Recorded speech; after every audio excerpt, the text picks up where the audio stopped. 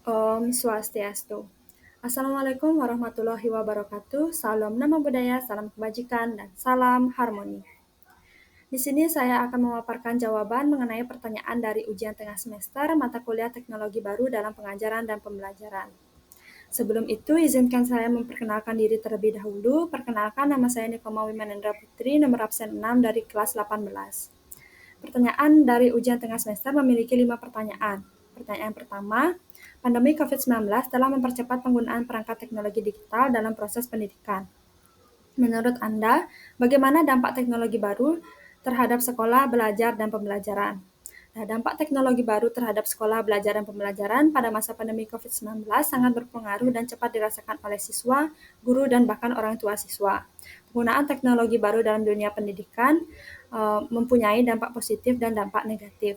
Adapun dampak positif penggunaan teknologi baru terhadap sekolah, belajar, dan pendidikan adalah yang pertama, peningkatan pembelajaran.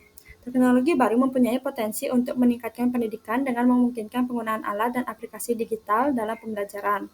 Hal ini berkontribusi pada peningkatan kualitas pendidikan dan menjadikan pembelajaran menjadi lebih efektif. Yang kedua, memfasilitasi akses terhadap informasi. Teknologi baru memfasilitasi akses terhadap informasi yang diperlukan untuk tujuan pendidikan. Yang ketiga, inovasi dalam pendidikan semakin berkembang. Teknologi digital memungkinkan inovasi pendidikan semakin berkembang. Sekolah, kuliah, dan kerja menjadi cukup mudah karena semua orang berada di rumah pada saat pandemi COVID-19. Yang keempat, memberikan kemudahan akses terhadap informasi. Teknologi baru dapat memberikan kemudahan dalam mendapatkan informasi yang dibutuhkan untuk pendidikan. Selanjutnya, ada dampak negatif penggunaan teknologi baru terhadap sekolah, belajar, dan pembelajaran adalah yang pertama, menyebabkan ketergantungan. Siswa dapat menjadi bergantung pada teknologi baru untuk belajar dan mendapatkan informasi. Hal ini dapat menyebabkan siswa kehilangan kemampuan belajar mandiri.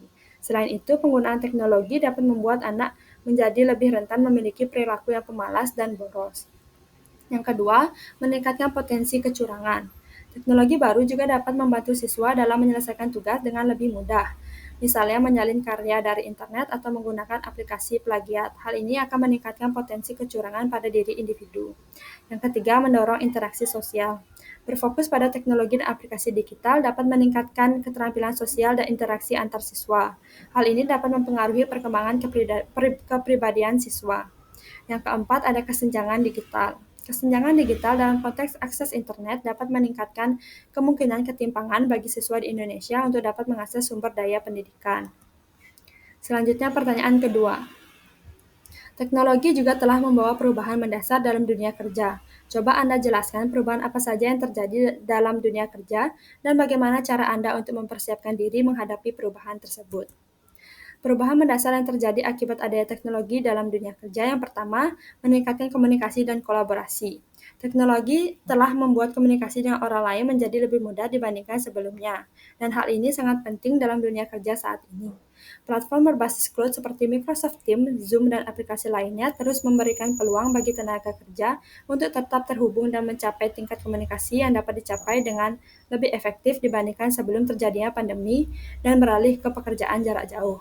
Selain itu, teknologi telah meningkatkan produktivitas perusahaan dan tenaga kerja karena memungkinkan komunikasi yang cepat dan mudah mengenai suatu proyek atau tugas dengan menggunakan pesan instan. Yang kedua, meningkatkan produktivitas dan efisiensi. Memanfaatkan teknologi di tempat kerja memungkinkan perusahaan meningkatkan produktivitas dan efisiensi dengan cepat. Proses manual dan manajemen waktu yang panjang dapat diselesaikan dengan cepat dan efisien dengan penggunaan peralatan, aplikasi, dan sistem digital. Selain itu, penggunaan teknologi secara efektif dapat meningkatkan keakuratan dan efektivitas dengan mengurangi kesalahan manusia saat menyediakan data dan analisis real-time melalui pelaporan. Selanjutnya, cara saya mempersiapkan diri dalam menghadapi perubahan tersebut yaitu yang pertama dengan mengasah hard skill. Hard skill adalah kemampuan yang diperoleh melalui pendidikan formal, latihan, dan belajar secara terus-menerus. Hal ini dapat menjadi salah satu faktor keberhasilan dalam dunia digital. Hampir semua industri saat ini memerlukan pengolahan data secara digital agar dapat berfungsi dengan baik. Oleh karena itu, penting untuk mengembangkan hard skill agar relevan dengan pekerjaan. Yang kedua, memperkaya soft skill. Soft skill merupakan hasil pola pikir dan kebiasaan selama bertahun-tahun. Oleh karena itu, penting untuk fokus mengembangkan soft skill sedini mungkin. Beberapa soft skill yang paling berguna di dunia kerja adalah kemampuan mengatur waktu secara efektif, kemampuan menyesuaikan diri dengan perubahan lingkungan, kemampuan pemecahan masalah, serta kemampuan berpikir kreatif. Pertanyaan ketiga. Menghadapi tantangan kehidupan di abad 21 diperlukan keterampilan yang penting Anda miliki. Jelaskan keterampilan apa saja dan bagaimana usaha Anda untuk menguasai keterampilan tersebut. Nah, keterampilan yang diperlukan dalam menghadapi tantangan kehidupan di abad 21 adalah yang pertama, creative thinking. Keterampilan berpikir kreatif meliputi kemampuan untuk berpikir out of the box, menghasilkan gagasan baru, dan menciptakan solusi yang inovatif. Nah, keterampilan kreatif ini memungkinkan seseorang untuk beradaptasi dengan perubahan dan menemukan cara baru untuk mencapai suatu tujuan. Yang kedua ada critical thinking and problem solving. Keterampilan berpikir kritis meliputi kemampuan menganalisis, mengevaluasi, dan membuat keputusan secara logis dan rasional. Keterampilan ini penting untuk menghadapi tantangan kompleks dan memecahkan masalah dengan cara yang efektif. Yang ketiga ada communication. Seiring perkembangan zaman, kita harus tahu bagaimana cara berkomunikasi secara efektif. Komunikasi yang efektif diartikan sebagai komunikasi yang dapat menghasilkan perubahan sikap pada orang lain yang dapat diamati selama proses berkomunikasi. Keterampilan komunikasi meliputi kemampuan untuk mendengarkan, berbicara, menulis, dan berkolaborasi dalam berbagai konteks. Yang keempat ada collaboration. Keterampilan kolaborasi memungkinkan seseorang untuk bekerja secara efektif dalam lingkungan kerja yang serba terhubung. Keterampilan kolaborasi penting untuk bisa bekerja sama dengan orang lain dalam tim, menghargai perbedaan, dan mencapai tujuan bersama. Nah, usaha saya untuk menguasai keterampilan abad 21 yang pertama dengan mengintegrasikan teknologi dalam pembelajaran. Dengan menggunakan teknologi yang relevan dan sesuai dalam pembelajaran. Misalnya menggunakan software atau aplikasi yang mendorong berpikir kritis seperti analisis data atau platform diskusi online. Yang kedua dengan mengadakan forum diskusi. Dengan mengadakan forum diskusi akan mendorong kita untuk berpikir kritis, menyampaikan pendapat, dan berdebat dengan berbagai sudut pandang. Forum diskusi dapat dilakukan secara online melalui aplikasi seperti forum online atau platform pembelajaran virtual. Pertanyaan keempat. Proses adopsi terhadap teknologi diperlukan adanya tahapan. Coba Anda jelaskan tahapan adopsi dan penggunaan TIK, dan menurut Anda apakah tahapan proses adopsi teknologi Indonesia sudah tepat? Nah, tahapan-tahapan adopsi teknologi dan penggunaan TIK adalah yang pertama ada tahap pengetahuan. Nah, tahap pengetahuan ini yaitu tahap di mana seseorang belum mengetahui informasi mengenai inovasi baru.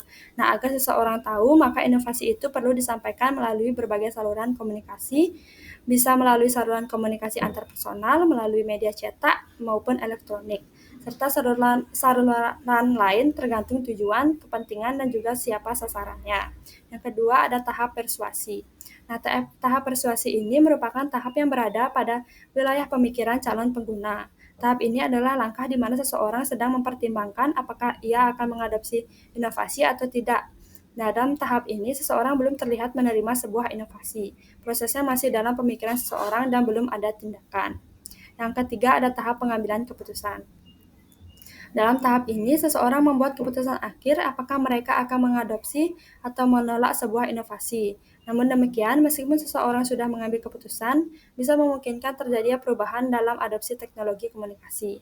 Artinya, bisa jadi pada suatu waktu, individu atau kelompok masyarakat tersebut akan menolak atau menerima inovasi tersebut. Yang keempat, ada tahap implementasi.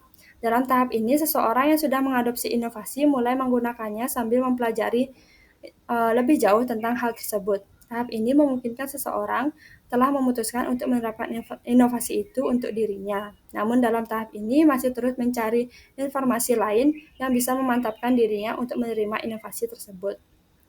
Nah, yang kelima ada tahap konfirmasi. Tahap ini adalah proses setelah penerimaan dan implementasi inovasi. Seseorang sudah membuat keputusan dan mencari pembenaran atas tindakan mereka. Dia akan terlibat mempertimbangkan apakah inovasi itu akan diadopsi atau tidak. Seseorang juga mulai mengevaluasi akibat dari keputusan yang sudah dibuatnya. Bisa jadi seseorang mengubah keputusan yang awalnya ditolak menjadi menerima inovasi.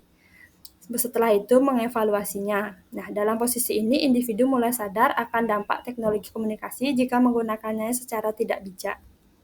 Selanjutnya, apakah tahapan proses adopsi teknologi di Indonesia sudah tepat? Nah, menurut saya, proses tahapan adopsi teknologi di Indonesia sudah tepat, namun waktu penerapannya kadang dilakukan terburu-buru sehingga kurang optimal dan membuat pemakai teknologi menjadi bingung. Misalnya dengan munculnya e-materai pada saat pendaftaran calon pegawai negeri sipil. Banyaknya pendaftar CPNS menyebabkan banyaknya akses ke e-materai karena e-materai merupakan salah satu syarat dalam mendaftar CPNS, sehingga website yang digunakan terjadi error. Hal tersebut terjadi karena adopsi teknologi yang dilakukan secara terburu-buru tanpa mempertimbangkan aspek lainnya. Oleh sebab itu, di Indonesia sudah tepat dalam melakukan proses adopsi teknologi, tetapi terkadang terburu-buru dalam pengimplementasiannya. Selanjutnya, pertanyaan kelima. Menurut Anda, bagaimana proses pembelajaran yang tepat diselenggarakan di sekolah pada era digital saat ini? Dan bagaimana pula cara untuk melakukan penilaian terhadap proses pembelajaran yang berlangsung? Nah, proses pembelajaran yang tepat diselenggarakan di sekolah pada era digital saat ini yaitu dengan menerapkan metode blended learning atau metode campuran. Blended learning mengacu pada gaya pendidikan formal, di mana peserta didik belajar melalui pengajaran tradisional secara langsung atau tatap muka dan media online. Guru akan menggunakan pembelajaran campuran dengan memberikan peserta didik kesempatan untuk menikmati beberapa pengalaman kelas tatap muka disertai dengan mengerjakan pelajaran secara online. Nah, kunci kesuksesan blended learning ini adalah pengembangan konten pembelajaran dari para guru sehingga diharapkan terjadi percepatan adaptasi pembelajaran campuran terhadap peserta didik. Selain itu, guru juga dapat merancang pembelajaran yang sesuai dengan kebutuhan dan gaya belajar peserta didik, serta mengkombinasikan dengan berbagai media perangkat digital dengan berbagai metode dan model pembelajaran yang lebih variatif, sehingga proses pembelajaran lebih berpihak pada peserta didik dengan 4C, critical thinking, communication, collaboration, dan creativity. Nah, selanjutnya cara melakukan penilaian. Yang pertama, menentukan tujuan. Yang kedua, menentukan desain penilaian. Yang ketiga, penyusunan instrumen penilaian. Yang keempat, pengumpulan data atau informasi. Yang kelima, analisis dan interpretasi. Dan yang keenam, tindak lanjut. Nah, sekian jawaban dari saya. Mohon maaf apabila ada kesalahan. Saya tutup dengan Parama Santi. Om Santi Santi Santi Om. Assalamualaikum warahmatullahi wabarakatuh. Salam Namo Buddhaya, salam kebajikan, dan salam harmoni.